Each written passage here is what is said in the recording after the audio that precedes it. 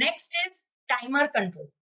As the name says, अगर हमें कोई टास्क ऐसे परफॉर्म करना है that according to the time, for example every 5 minutes कोई टास्क परफॉर्म करना है, राइट, वो हम इस हिसाब से अगर कोई एक्शन परफॉर्म करना है तो हम ये टाइमर कंट्रोल का यूज कर सकते हैं.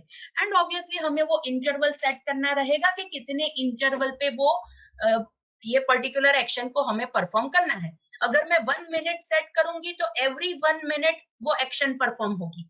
अगर मैं 1 सेकंड सेट करूंगी तो एवरी सेकंड वो एक्शन परफॉर्म होगी. So obviously it depends on the task and it depends on the functionality that we want to provide within that particular application, right? लेकिन अगर हमें कोई भी task on regular basis करना है after some specific interval has reached, right, तो हम ये timer control का use कर सकते हैं.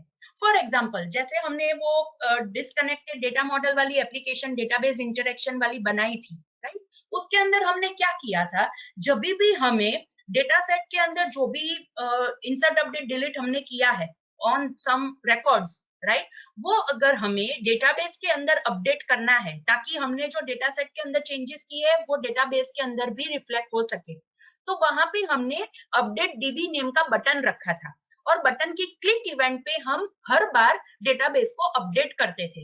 लेकिन मुझे ऐसा नहीं करना है, मुझे इस हिसाब से एक्सप्लिसिटली कोई बटन की क्लिक इवेंट के ऊपर अपडेट नहीं करना है. मुझे ऐसा सेट करना है दैट एवरी 5 मिनट्स, राइट, जो भी डेटा सेट में रिकॉर्ड है वो ऑटोमेटिक डेटाबेस के अंदर रिफ्लेक्ट हो जाने चाहिए. मतलब डेटाबेस भी मॉडिफाई हो जानी चाहिए after every 5 minutes. That is मैंने वहां पे इंटरवल सेट कर दिया, दैट इज 5 मिनट्स. एंड वो रेगुलर बेसिस पे होना चाहिए जब भी वो एप्लीकेशन रन हो रही है, राइट. सो जैसे ही मैं एप्लीकेशन रन करना स्टार्ट करती हूँ वो पर्टिकुलर फॉर्म ओपन होता है, वहां से एवरी 5 मिनट्स ये ऑपरेशन हो जाने चाहिए, ये एक्टिविटी परफॉर्म हो जानी चाहिए. दैट इज डेटा सेट के अंदर जो भी रिकॉर्ड्स है वो डेटाबेस में रिफ्लेक्ट हो जाने चाहिए. तो उस जगह पे मैं ये टाइमर कंट्रोल का यूज कर सकती हूँ. This is the first task के जो हम ये टाइमर कंट्रोल का यूज करके जो एक्चुअली प्रोफेशनल एप्लीकेशंस में होता है, राइट. नेक्स्ट इज, अगर मुझे रेगुलर बेसिस पे बैकअप लेना है, फॉर एग्जांपल एवरी आवर मुझे बैकअप लेना है मेरे डेटाबेस का, right, so for that purpose also मैं ये टाइमर कंट्रोल का यूज कर सकती हूँ. दैट एवरी 1 आवर वो सब रूटीन कॉल होगा कि जिसका यूज करके मैं बैकअप लूं, right? So these are students many different examples के कहाँ पे हम ये टाइमर कंट्रोल का यूज कर सकते हैं. Properties of timer control are 2 properties है. एनेबल, मतलब अगर हमें ये टाइमर की इवेंट्स रेज करनी है अभी के नहीं करनी है, दैट इज एनेबल ट्रू और फॉल्स, राइट, वो हम यहाँ पे सेट कर सकते हैं. And the most important event that is interval event, right, because हमें जैसे मैंने आपको बताया कि ये इंटरवल के ऊपर वर्क करता है, तो ऑब्वियसली हमें वहां पे इंटरवल सेट करना पड़ेगा. But you need to remember कि यहाँ पे आप जो भी इंटरवल सेट करोगे it will be in milliseconds. और मिली सेकेंड्स का मीनिंग ये होता है कि 1 second is equal to 1000 milliseconds. So ये आपको कन्वर्जन हमेशा याद रखना पड़ेगा अगर आप ये टाइमर कंट्रोल के अंदर ये इंटरवल प्रॉपर्टी सेट करते हैं वहां पे, right. Again I repeat, it is very important thing you need to remember कि यहाँ पे ये जो इंटरवल होगा it will be in terms of milliseconds और उसका कन्वर्जन क्या है, 1 second is equal to 1000 milliseconds. तो उस हिसाब से आपको ये इंटरवल सेट करना पड़ेगा, right. Now there are 2 important methods कि जिसके बिना ये टाइमर कंट्रोल रन नहीं होगा, हम एग्जीक्यूट नहीं कर पाएंगे, उसे यूज नहीं कर पाएंगे. That is start and stop. हमें टाइमर को एक्सप्लिसिटली स्टार्ट करना पड़ेगा तो ही वो एट पर्टिकुलर इंटरवल उसके ऊपर जो हमने टास्क रखा होगा वो परफॉर्म होगा.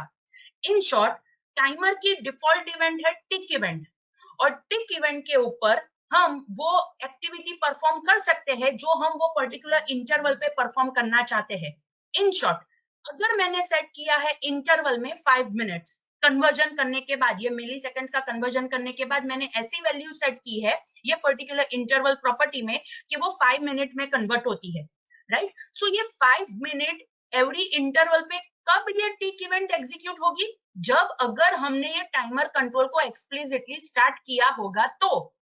इन शॉर्ट, हमें पहले तो इंटरवल प्रॉपर्टी सेट करनी है, उसके बाद फॉर्म की लोड इवेंट में टाइमर कंट्रोल को स्टार्ट करना है, that is timer control name dot start. After that every 5 minutes, because हमने इंटरवल में 5 मिनट सेट किया है, सो एवरी 5 मिनट्स ये जो डिफॉल्ट इवेंट है दैट इज टिक इवेंट, वो एग्जीक्यूट होंगी।